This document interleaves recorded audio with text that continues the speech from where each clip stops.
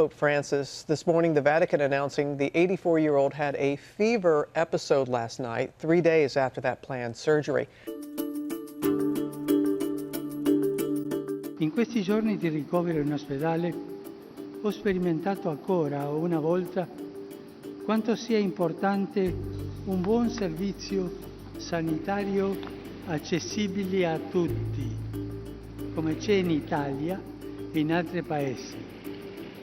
Un servizio sanitario gratuito che assicuri un buon servizio accessibile a tutti.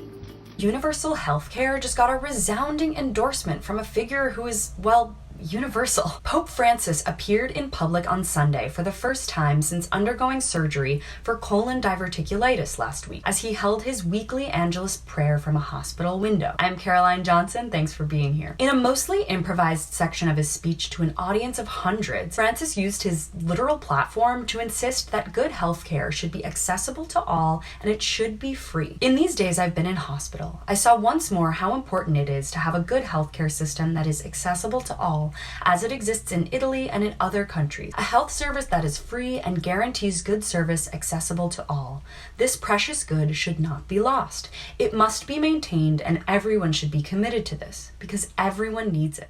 The Pope also criticized managers of church-run hospitals, whose first thought, he noted, is to close when economic difficulty hits. Your vocation as a church is not to have money, but to be of service, and service is always free. Pope Francis has enjoyed relatively stable approval ratings from Americans, with the lowest approval coming in the wake of the devastating continuation of revelations about priest sex scandals, but rebounding with his opening up of the conversations around the expansion of women's roles in the church. Francis has gained popularity among leftist Christians for remarks like this plea for universal healthcare, in addition to previous statements against the widening wealth gap, economic austerity measures, and standing up for a just treatment of migrants across the globe. As Dean Detloff, a liberation theologist, philosopher, and host of the Magnificast podcast, pointed out regarding the papal encyclical last fall, it's impossible to be faithful to this document, the encyclical, without some kind of internationalist socialism.